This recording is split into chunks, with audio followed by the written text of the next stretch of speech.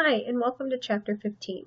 In Chapter 15, we are actually going to get into significance testing when it comes to bivariate analysis. So before, everything that we have been doing is just looking to see whether or not there's an association between two variables. And when we did the Pearson R, we were actually able to determine whether or not that relationship was strong and the direction of that relationship. Now we want to know if that relationship is a true relationship, if it didn't just happen by chance, or if it wasn't just some type of random coincidence. So significance testing is very important because it gives us validity in our study. It lets us know that the relationships between two variables are actually valid relationships, and we can say that one relationship is truly, or one variable is truly related to another variable. So there's I put a PowerPoint on there for significance testing. It's pretty small. You can go through that. If you don't want to look through it, you don't have to, but I wanted to put it up there. You will see throughout this section, I put a PowerPoint up for each of the significance tests that we're going to do. Again, a lot of these significance tests have very kind of elaborate statistics with lots of numbers, and they're pulling it from a lot of places. I wanted to put that on the PowerPoint so you could see kind of the behind the scenes once again of what SPSS is doing and kind of follow along.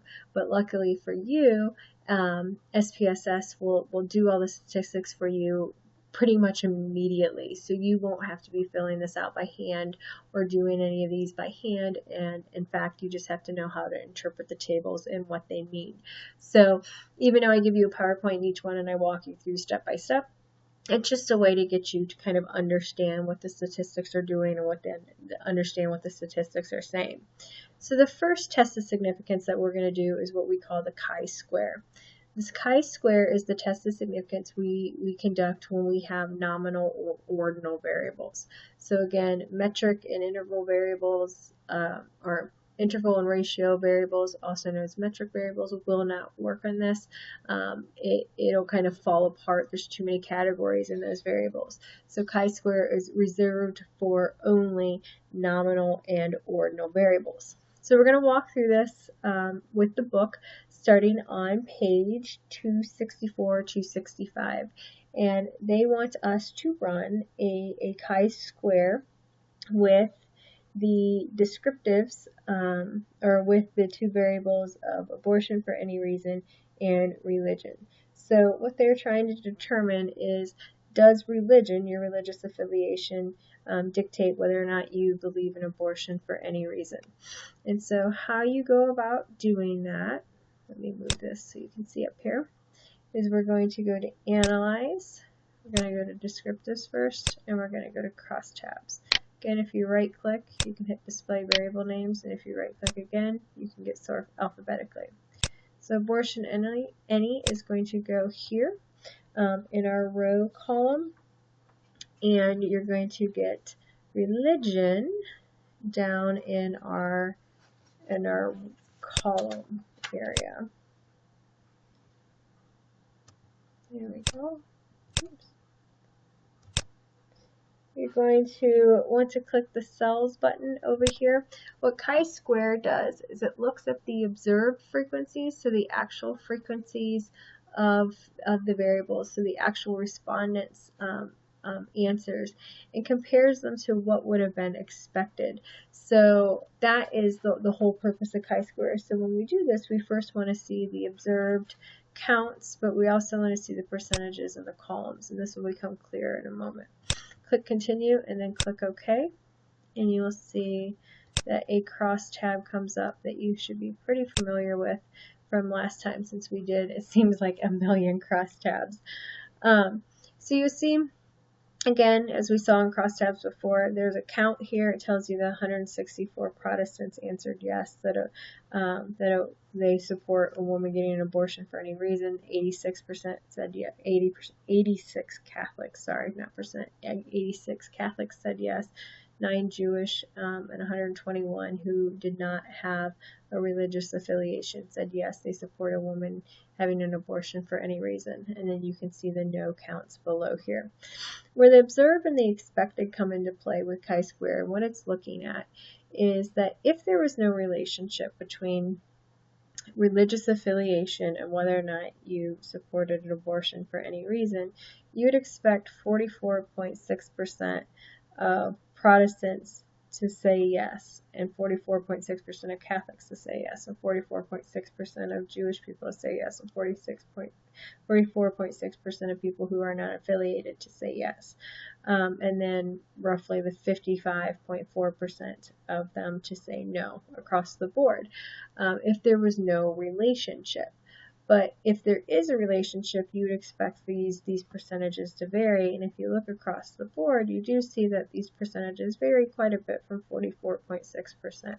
So as we're going through this, we may suspect that there is going to be a significant relationship, because you will see that these percentages are quite different than the 44.6%. You will also see that the percentages down here are quite different than the 54.4%. But we don't actually know that yet. We're just eyeballing it. We can't really say for sure what it is. So we actually have to run a significance test, all right? And so in order to run a significance test, all we do, our chi-square significance test, is come back to Analyze. We're going to go to Descriptives. We're going to come down to Crosstabs. We're going to click Statistics, and you will see right here is our friend chi-square. Super easy. All you have to do is click Continue. Now I know the book talks about suppressing charts and suppressing things. I don't like doing that. I like having each thing that I run have the full complete set in case anything got changed, if I messed up a variable, if I did anything wrong. So I don't ever suppress. If you want to, that's fine, but it's just a personal preference for me that I don't suppress. So if you click OK, you will see what happened. That cross tab will pop up again. So if you scroll down,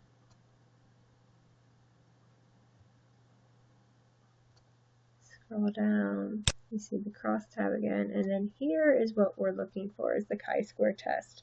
And the variable, or the line that we're truly looking for, is right here, this first line, the Pearson chi-square.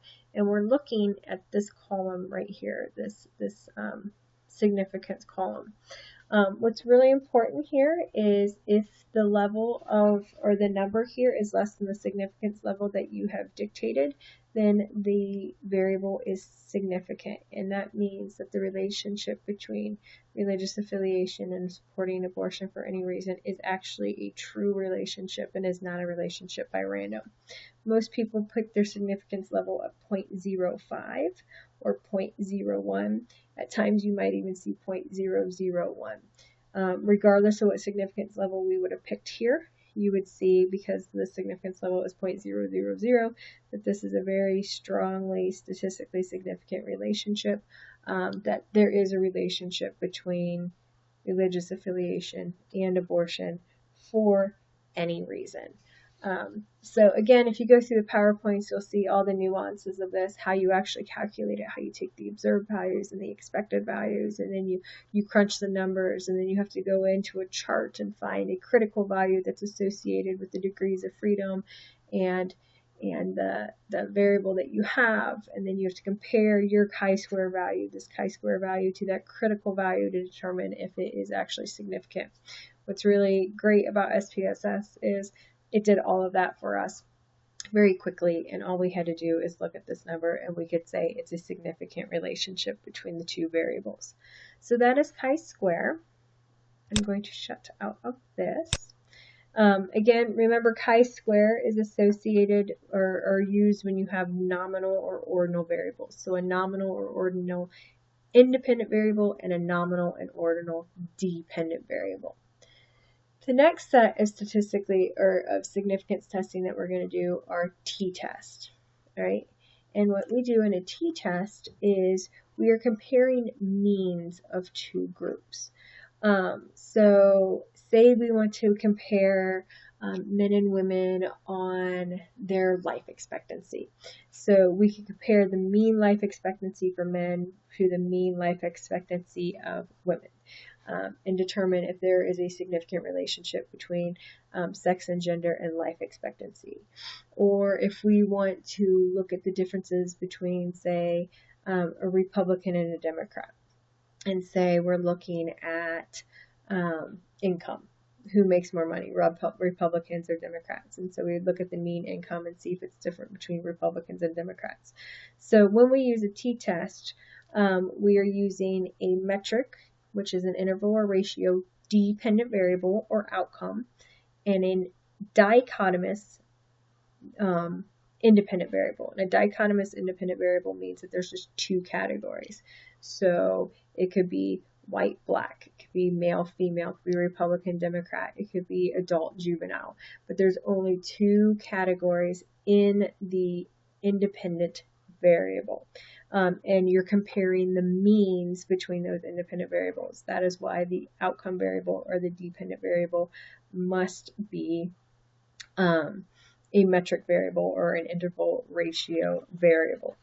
So knowing that there's two types of t-test, the book only covers the independent t-test. I put in a PowerPoint for both the independent and the dependent t-test. Independent t-test means that we're just looking at two independent groups. So, you know, if we're looking at males versus females, you don't have the same groups, the same people in both groups that you're comparing. Independent t-tests are very, very common in criminal justice research. However, there is a time that maybe we want to do a pre and post test. So we might want to test the same people two times.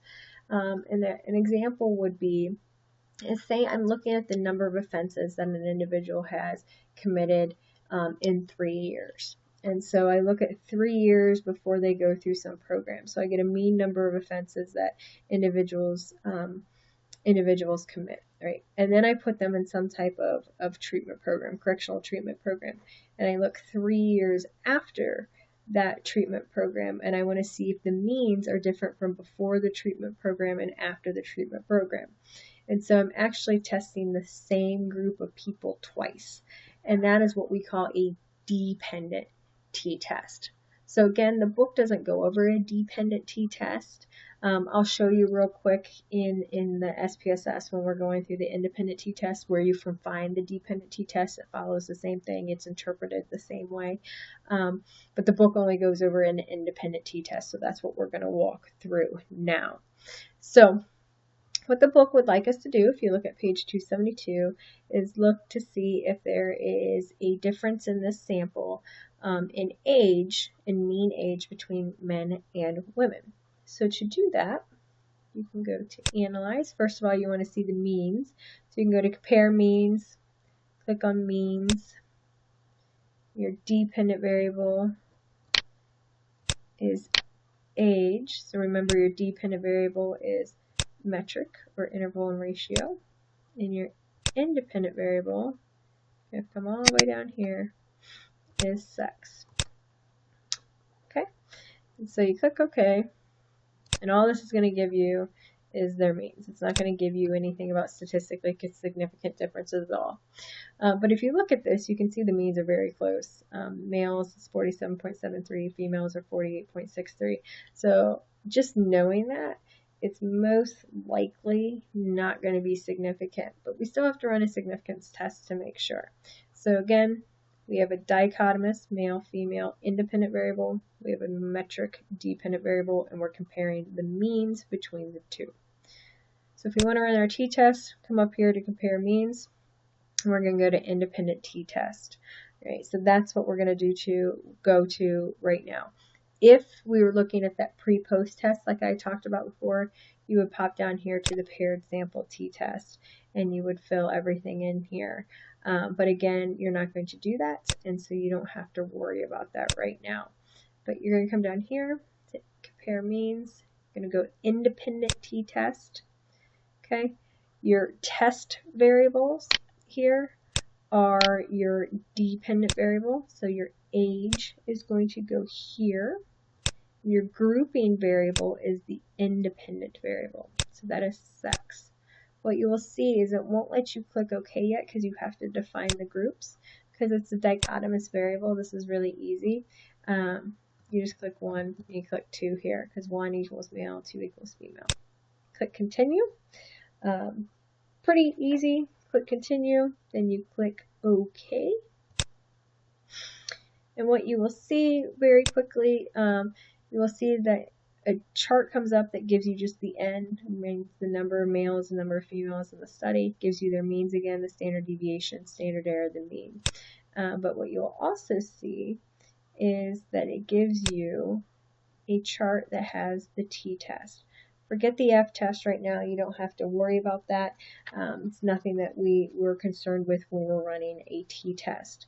But if you slide on over here, right, you will see, and use this top line right here, you will see your t-value, which is negative 0.982.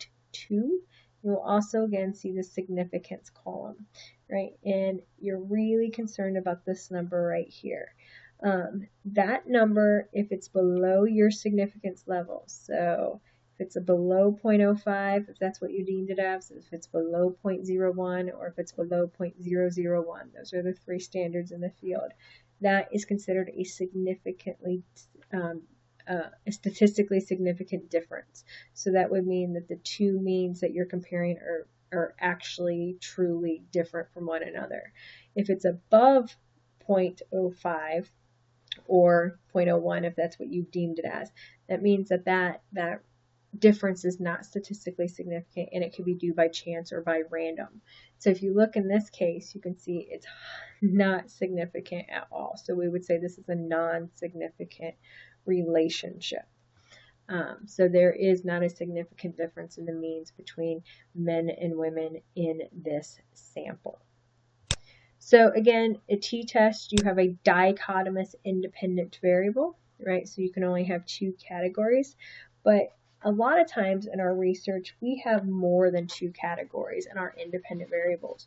So if you look at the religious variable that we just had, where you have Protestant, Catholic, Jewish, and none, or if you look at political ideation, so if you have Republican, Democrat, and independent, right? A t-test isn't going to work because you have more categories on your independent variable than just two. So what you have to run instead is what we call an ANOVA, right? So an analysis of variance. So an ANOVA allows you, and again, there is a PowerPoint on this, and the statistics behind the ANOVA is maddening. So you will see I walked you through that. So thank goodness for SPSS and their way to crunch numbers super quick and give us output, and that we can just interpret it. But the ANOVA is determining whether the groups are more different from each other than they are different from within each other. And I know that sounds kind of goofy, but when you see the table, all you'll have to do is interpret it, and it'll tell you if it's actually statistically significant. So again, a lot of times when you took ANOVA, you're going to be talking about ANOVA, you're going to be talking about between group differences and within group differences. And if there's a real relationship between the groups, so between Republican, between Democrat, between independent, will be different or more than the differences within the group, so within a Republican, within Democrat, and so forth. So again, ANOVA, multiple categories of the independent variable, and a metric, or so an interval or ratio level dependent variable. So how do we do ANOVA? Again, you go to Analyze. You will see all of our statistics are coming out of Analyze. You're going to go to the Generalized Linear Model. I know that sounds silly, but that's where we're going to go. You're going to click on that. All right. Oops. I just messed that up. Excuse me. I didn't want generalized. I wanted general linear model. Sorry. Click univariate. I always switch these over. It just makes it much easier. In this example, we're looking at, does religion predict somebody's level of education? So education is our dependent variable. That's what we're trying to predict. That's our outcome. And your fixed factor is where you're going to put your dependent or your independent variable. So religion. So religion is our predictor variable. We are trying to predict from religion whether or not somebody has higher education. So click on that, get those in there, click options. And your options, you're going to want to make sure that you have the descriptive statistics and the homogeneity test clicked. Click OK. We're moving on like gangbusters. And you will see a couple tables come out. So the first table that comes out looks at your religious preference, just gives you your value labels, all that good stuff. Your descriptive statistics on the second table comes out. It'll give you a mean for each of these. So you see the mean year of school completed for Protestants or Catholics, for Jewish, for people with no affiliation. You also see the standard deviation. You also see the number of Protestants, number of Catholics, number of Jewish, number of people who are not affiliated. The next table is actually really important. This is the test of equality of error, the Levene's test, a lot of times are what people just call it. What's really important, and this is one of the few times that you're actually hoping that something is not significant, is in this table right here. So the only thing that you're really looking at in this chart is this number right here, the significance level. And what you're trying to see is you want to make sure that that is not significant. So that has to be always above 0.05. If it's not, you can't use an ANOVA. It means an ANOVA is the wrong test to use. So luckily for us, you can see that that is well above 0.05, and so the ANOVA is an actual accurate test that we can use. So again, you'll see there's a ton of numbers right here. Oops, I'm stuck again. You'll see there's a ton of numbers right here. We only have to be concerned about this top line, and particularly we're concerned about these two numbers here. The ANOVA gives you an F value, right, where the t-test gave you, surprise, a t value. The ANOVA gives you an F value, and it tells you if it's significant here. Again, if you watch the PowerPoint, or if you went through the PowerPoint, you'll see if you're doing this by hand, you have to get an F value, then you have to go to a chart and see what the critical value is, and if your F value is greater or F value is less than that critical value, then you make a determination. Luckily with SPSS, we can look right here, we can look at the significance column. Again, if that is less than whatever your significance value is, whether it's 0.05, 0.01, or 0.001, if it is less than that, you can say this is a statistically significant relationship. So again, here you can say that there's a statistically significant relationship between religion and highest grade of education completed. So that is how we do an ANOVA. One thing before we take off from this chapter, on page 280 there's a pretty good chart. Now we didn't go over lambda and Kramer's and phi and contingency coefficient, as well as gamma sum d and Kendall's Taube. Reason we didn't really go over that is we don't really use those statistics very often in the field, and because this is such a condensed week or a condensed class, I didn't want to waste time and throw even more on you. But this is really good to look particularly at the column of, or the rows of central tendency, dispersion, and test the significance. Kind of tells you what test to use. Another thing that I want to mention before I conclude today is that SPSS, even though it's awesome and it's great and it crunches numbers, it's not perfect. So in a chi-square, remember a chi-square means you have to have a nominal or ordinal independent variable and a nominal and ordinal independent variable. If you put in interval level variables there instead of nominal, even though you're not supposed to, it'll still run the statistics for you. So SPSS isn't perfect in that way. So you need to understand there is a little part where you have to put your thinking cap on in order to determine what tests that you're using. But hopefully after the PowerPoints and these couple chapters, that has become more clear to you. Again, I want to stress that the PowerPoints are way into detail. You're never going to have to do anything like that in this class. But I just wanted to give you kind of the behind the scenes of what is going on with these statistics. So that is it for right now. This is the end of Module 7. Only one more, guys. Thanks for sticking with me, and hopefully you're learning some stuff. And if you have any questions or concerns, shoot me an email or give me a phone call. Have a good week. Talk to you soon.